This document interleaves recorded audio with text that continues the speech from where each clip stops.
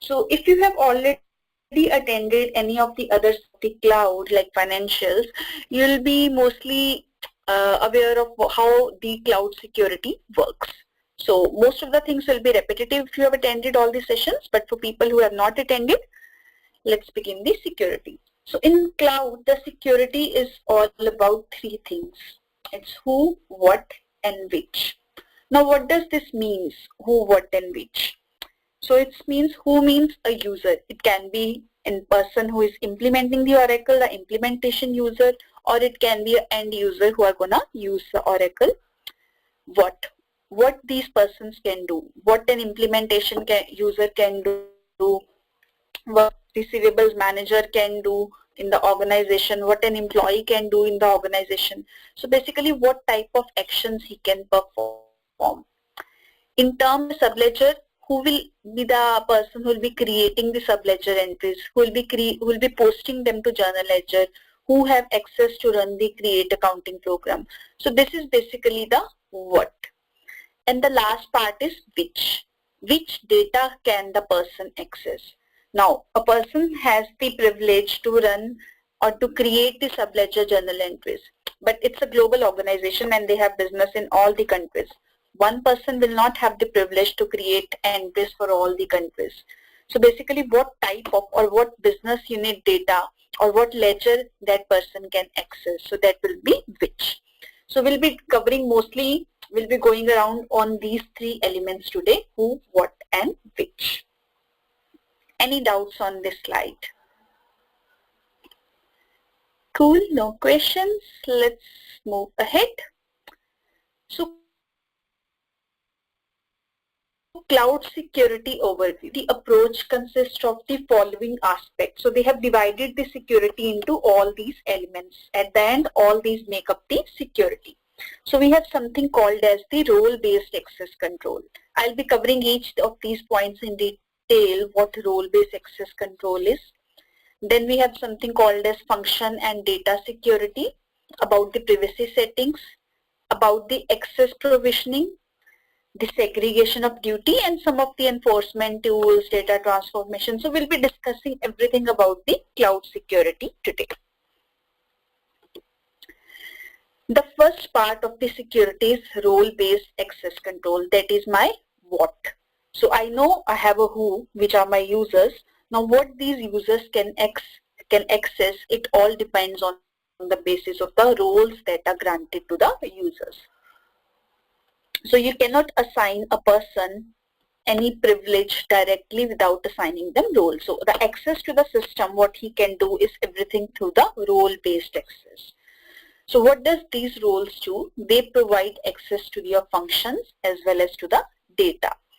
The Oracle application security approach includes these type of roles. I'll be covering each one of these in details. So we have something called as abstract roles, we have job roles, we have duty roles, and we have data roles. So they are implemented as a enterprise roles in Fusion middleware, and we can share them across the enterprise. So this is how the cloud security is structured. It is role-based.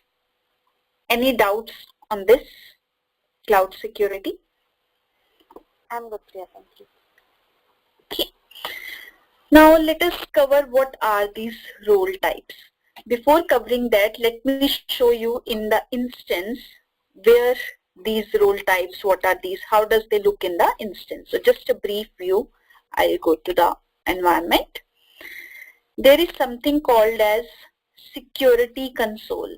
I'll be covering this in detail, what this security console is, but just to give you an overview, I want to show you this security console. So under your tools, you have something called as security console. So all your cloud security, your role-based approaches here.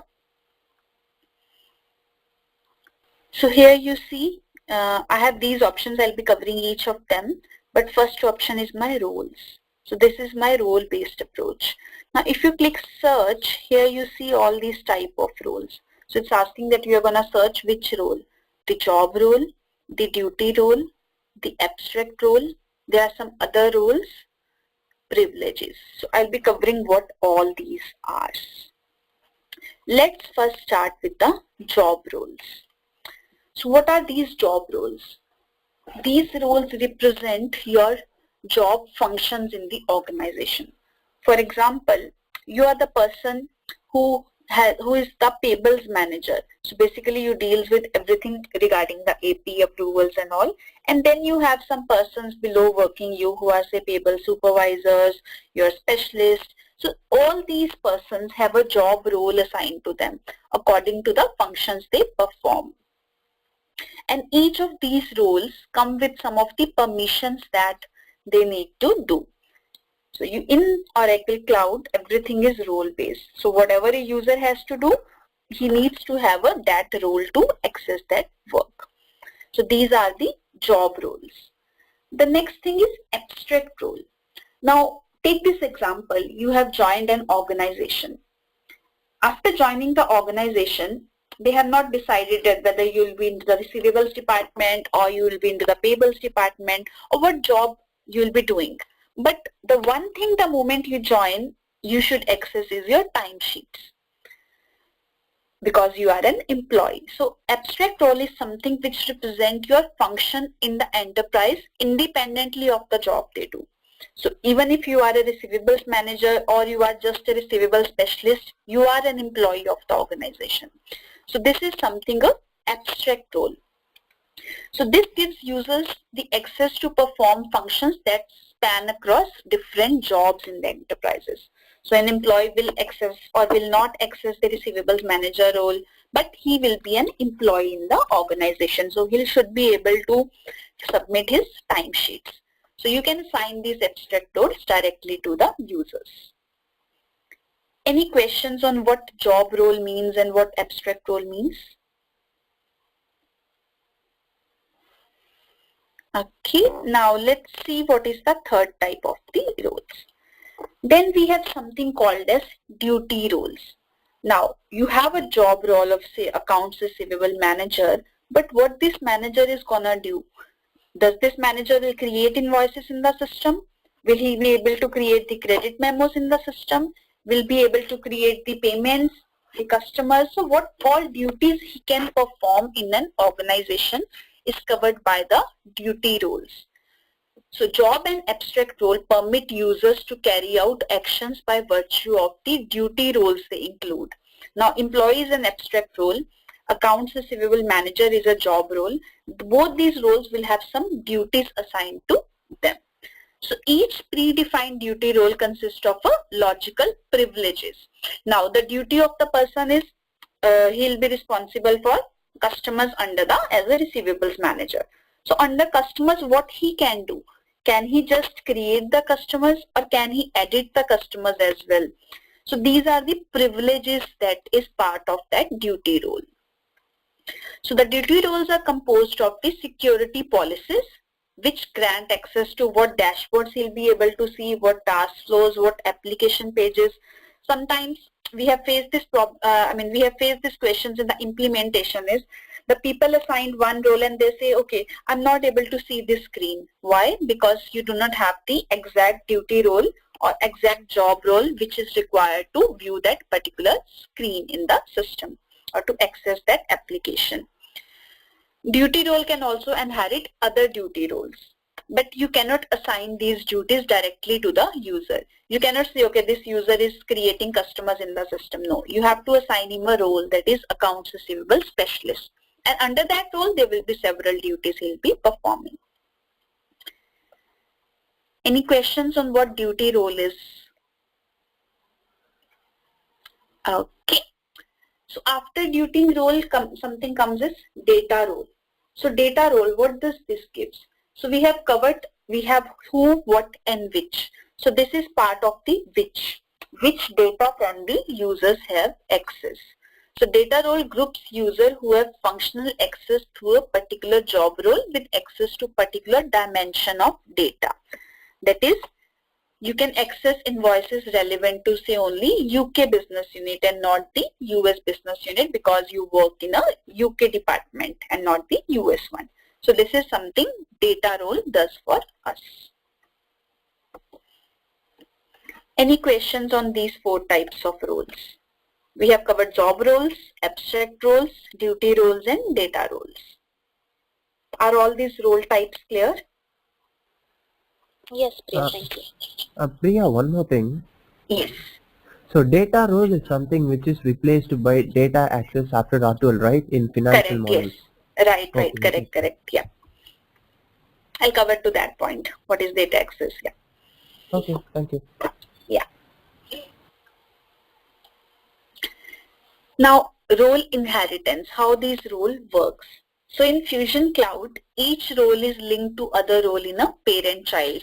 If you see this hierarchy, you have a user who will be having a job role, say accounts receivable manager, and he'll be having an abstract role, say employee.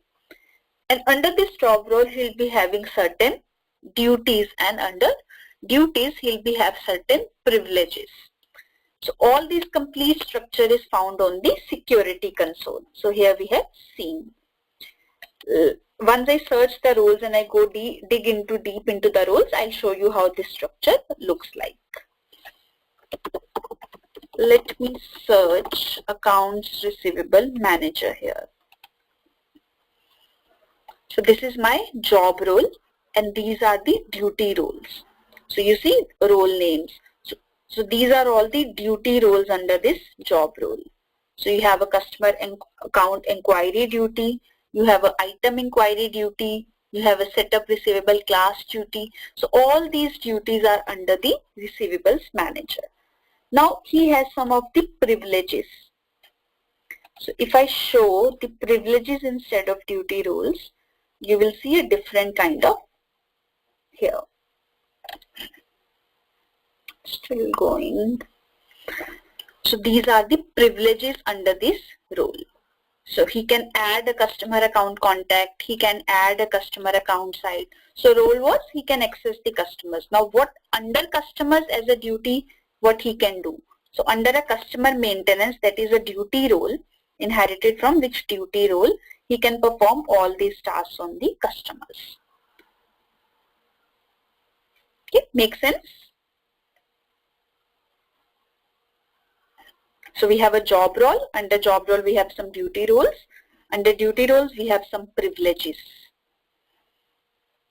And the last thing which I said was the data role. So data roles are, I'll go to that. So it's not in the security console with release 12. They have moved to data access. So let me go to setup and maintenance.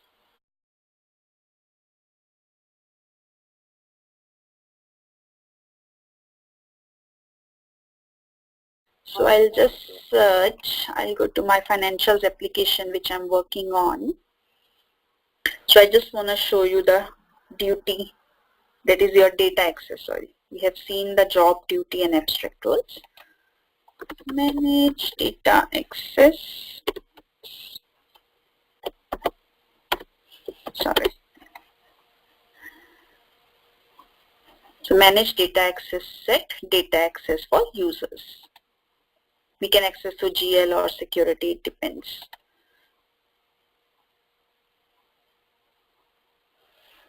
So this is my data roles or data access set. So under this I have something called as users without data access and users with data access. So I'll come to users with data access to see my data privileges. So let me just search for a user here.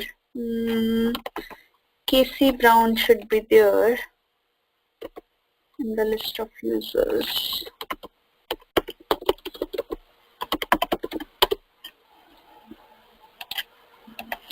No. Okay, so let me see training manager and let us see for a role. So for this user and this role, there is no data access set. So let me just create one quickly for you just to show you what this data access is. So data access is for each role. So I'm saying that training manager is my user. Hope there are some rules for this user. No, there are no roles defined. Let's search for some other user which has role. What are our users? Do you? What user login you guys are using?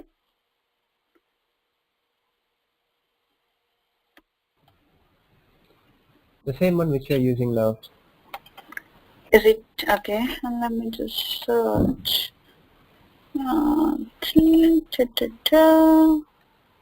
Test 6 procurement.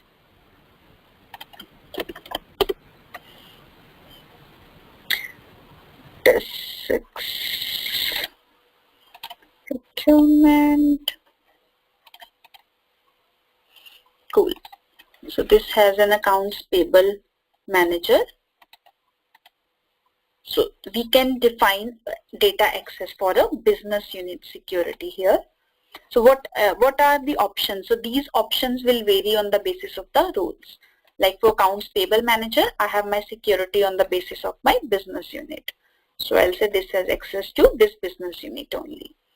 But if I go to another role, test6.prc, and if I say general accountant, the security context is different. See? So for the payables manager, my security is on the basis of my business unit, but for my journal accountant, my security is on the basis of my data access set. That is your GL data access set and not the security data access. So don't confuse between these two.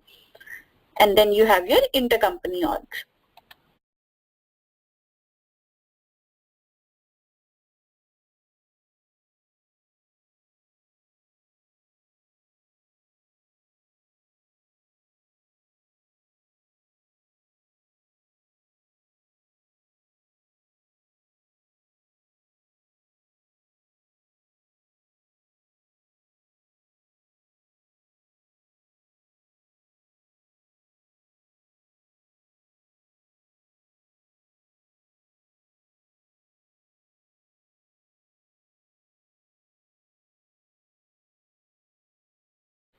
Okay, so these are your data. So once I save these, so now this user will access only this business unit. So they already have access. So that's why it's giving already exist. So now let me just search this in the here and let's see what all access he has. So as an accounts payables manager, yeah. Priya, I think you need to select the security context as business unit. I mean, else. Oh, sorry, I have not selected. Yeah, right. I am in the users with data access, and let me just search it as a PU and the payables manager.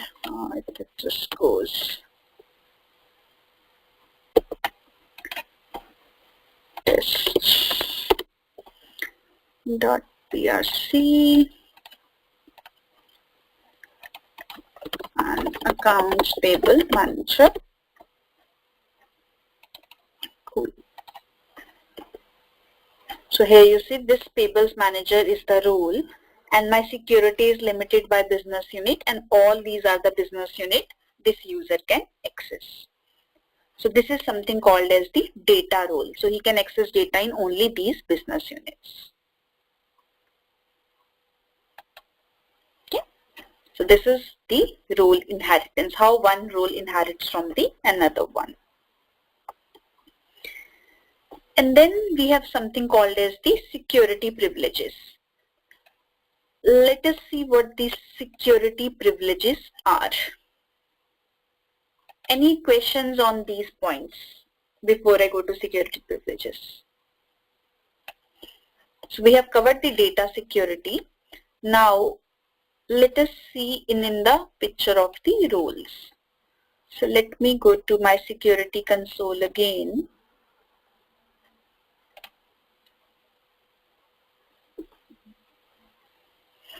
And let me search for a role here. So let me search for accounts payable manager.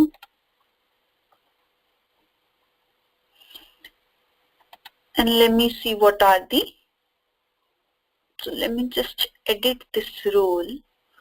I just want to show you the privileges. So what this role has, so there is a basic information for each role. So for example, accounts payable manager is the name. This is the role code. This role falls under financial role job category. And there is a description. And if you go to the second page, we have something called as function security policies. And then we have the data security policies. So let's see what these function security policies are. So as of now, there is, let me just search. This is not the, I guess, Oracle seeded one. Yeah, so these are the Aura ones are the rules which are the Oracle ones. Priya, this is Vignesh. Yes. So what's the difference between the payables manager role prefixed with ORA and the one which doesn't have a prefix? Okay, so what happens is the ORA roles, they refresh every time once you have your patch or your instance refresh. For example, you are on release 13.18b now, and in 2 or 3 months you will upgrade to 18c. So all these ORA roles will be refreshed. So if you have made any changes to your ORA roles, they will be gone. So that's why it's always suggested, if you want to remove any duties from a role or make it some different, do not use or do not do anything on the Aura roles. These are the seeded ones which automatically gets refreshed with each patch. Okay. And the other ones are the ones which you create, which starts with anything else. So if you assign these Aura roles to the user and you have deleted some of the privileges in your first environment, the moment instance gets refreshed or it gets upgraded or any patch is applied, you will lose that and the user can access again the standard functions. Now for this role, these are the privileges.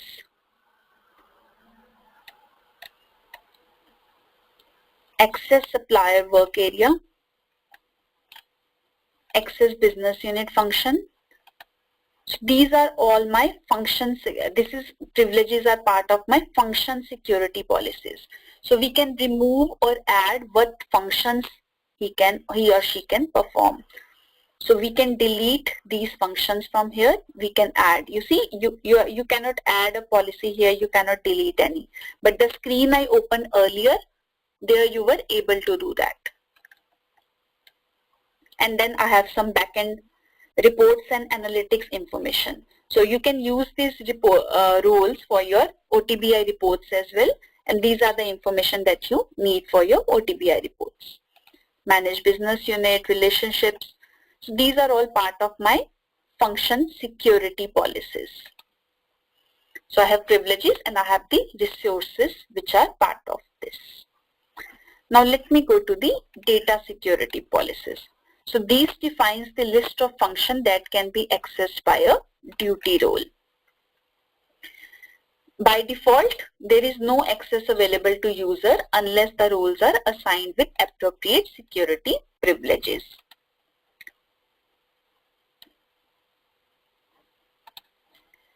So these are my data security. I can add data security policies here, but it is again not advisable to add anything on the Aura roles. Grant on ledger. So accounts receivable manager can manage taxable transaction for any taxable. We have a data resource, we have a privilege. So we have a read, we have update, we have delete, and what are the conditions. So these are all my data security policies. So you see, I have a data resource for each of them. So I have a business unit data resource. I have my GL ledger stable access. So I can add the data resources here. And then in my data access set, I can assign, okay, for this data resource, what data can a user add with this role? Okay. And then in the next screen, I can see the role hierarchy. So these are all the duty roles which are part of this job role. So this is my hierarchy.